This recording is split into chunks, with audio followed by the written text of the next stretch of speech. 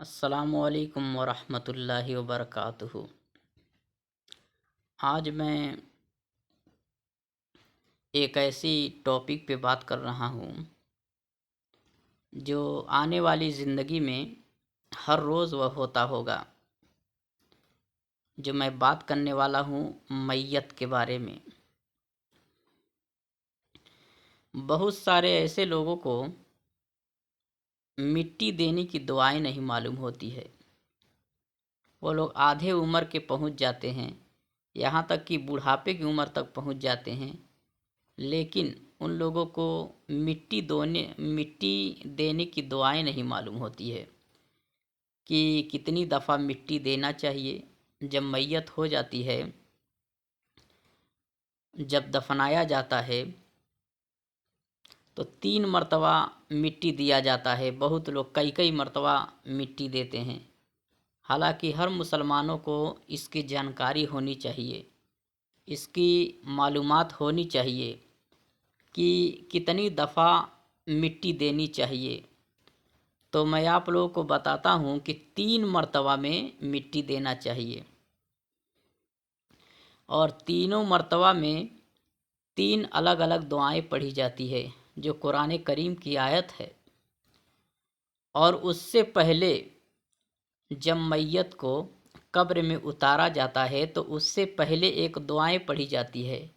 یہ دعائیں بھی بہت لوگوں کو معلومات نہیں ہوتی ہے، حالانکہ یہ دعا ہر مسلمانوں کو معلوم ہونی چاہیے، کیونکہ ہر مسلمانوں کی زندگی میں اس موڑ سے گزرنا ہوتا ہے اور سب لوگ اس زندگی سے گزرتے ہیں۔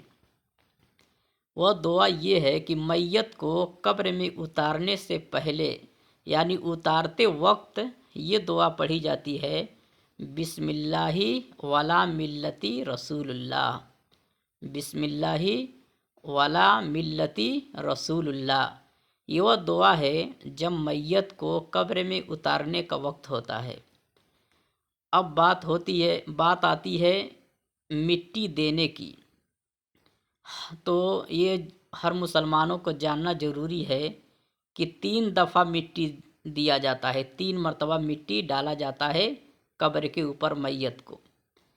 پہلی مرتبہ آپ ایک مٹھی میں مٹی لیتے ہیں تو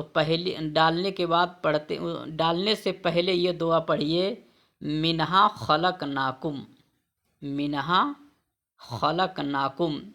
یہ پڑھنے کے بعد آپ لوگ قبر پر مٹی کو ڈال دیجئے۔ منہا خلقناکم کا معنی یہ ہوتا ہے کہ اے میرے بندے، میں نے تم کو اسی مٹی سے پیدا کیا، میں نے تم کو اسی مٹی سے پیدا کیا۔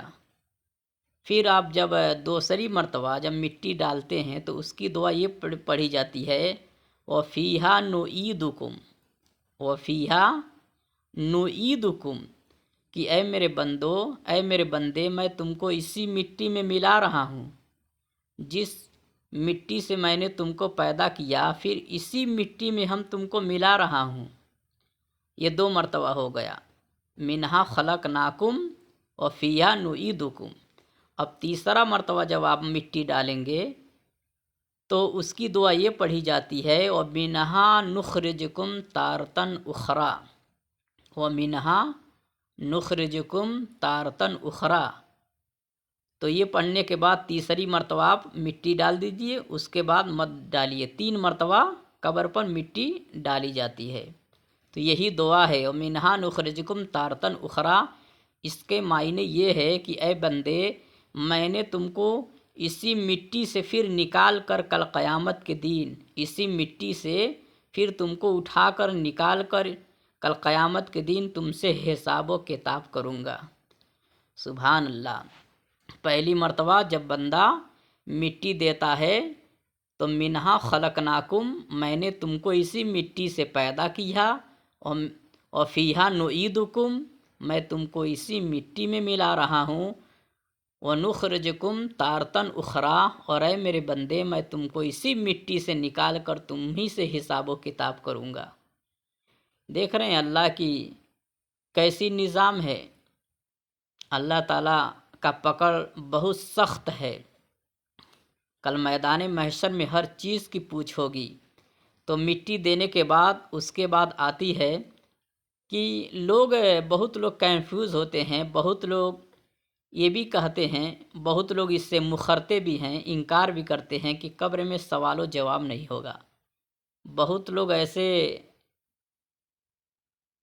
कुछ लोग का जो मसलक है इससे इनकार करते हैं कि कब्र में हिसाब किताब नहीं होगा। हालांकि कब्र में भी हिसाब व किताब होगा, उसमें भी 3 सवाल होगी, उसमें भी 2 मुनकिर नकीर यानी 2 फरिश्ते कब्र के अंदर भी आते हैं और 2 सवाल करते हैं, मुर्दे से पूछते हैं, उसमें भी 3 सवाल होगी। इस सवाल को भी हर मुसलमानों को जानना ज़रूरी है, बेहद जानना ज़रूरी है।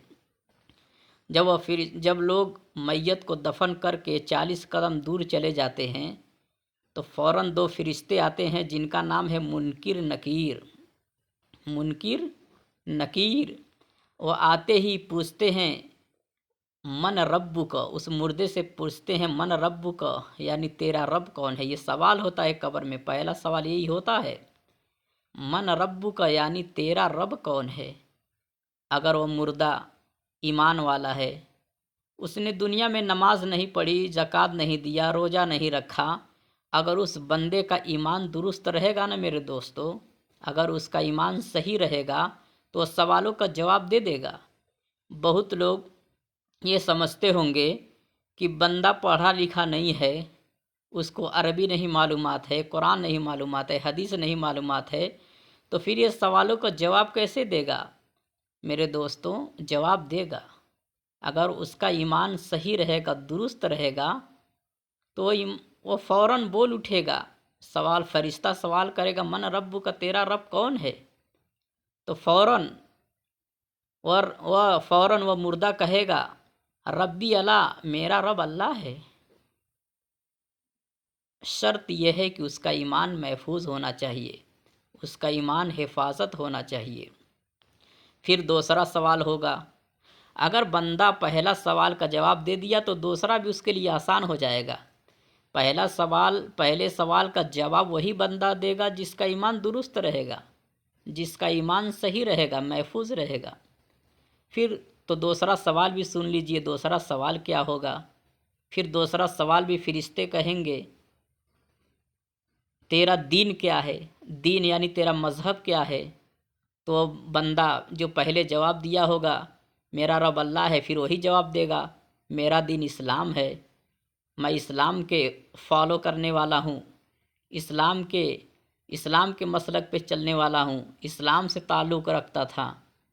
सुभान अल्लाह। फिर जब दूसरा सवाल हो कर देगा तो तीसरा ही सवाल के बारे में तो बहुत लोग इससे मुखर जाते हैं कि ये कौन सा सवाल है। हालांकि तीसरा ही सवाल तो सबसे उसमें इम्पोर्टेंट है। तीसरा सवाल ही तो हमारे आकाए करीम सल्लल्लाहु अलैहि वसल्लम ही के बारे में इशारा किया जाता है।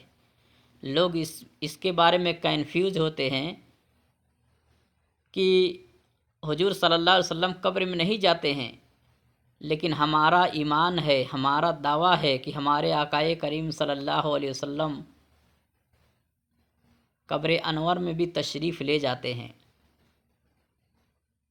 फिर तीसरा सवाल होगा। तीसरे सवाल फरिश्ते अर्ज़ करेंगे हुआ रसूलुल्लाह सल्लल्लाहु अलैहि वसल्लम, यानी तू उनके बारे में क्या कहता है। मुर्दा ईमान वाला होगा, हुजूर को दुनिया में पहचानता होगा, जानता होगा, तो कहेगा वही तो हमारे आकाए करीम सल्लल्लाहु अलैहि वसल्लम हैं जिन्होंने दीन इस्लाम लेकर आए थे, जिनके पीछे हम चला करते थे, जिनके सुन्नत पर हम अमल किया करते थे, यही तो हमारे आकाए करीम सल्लल्लाहु अलैहि वसल्लम हैं।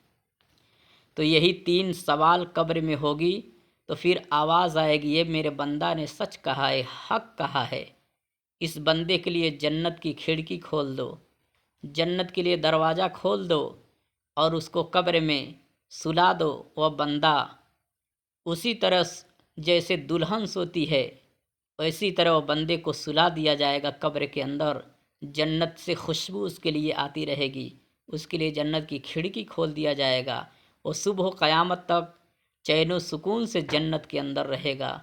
सुभान अल्लाह। तो यही 3 سوال ہے قبر کے اندر، تو ہم مسلمانوں کو ان تینوں سوالوں کے بارے میں ضرور معلومات ہونی چاہیے۔ میں اللہ پاک سے دعا کرتا ہوں کہ اللہ تعالی ہم سارے مسلمانوں کو قبر کے ان تینوں سوالات سے، ان 3 سوالات ہم لوگوں پر آسان کر دے اور اچھے سے ہم مسلمانوں کو جواب دینے کی توفیق دے دے، اور ہم مسلمانوں کو ایمان و حفاظت سلامت سے اس دنیا سے اپنے پاس بلائے۔ السلام علیکم ورحمۃ اللہ وبرکاتہ۔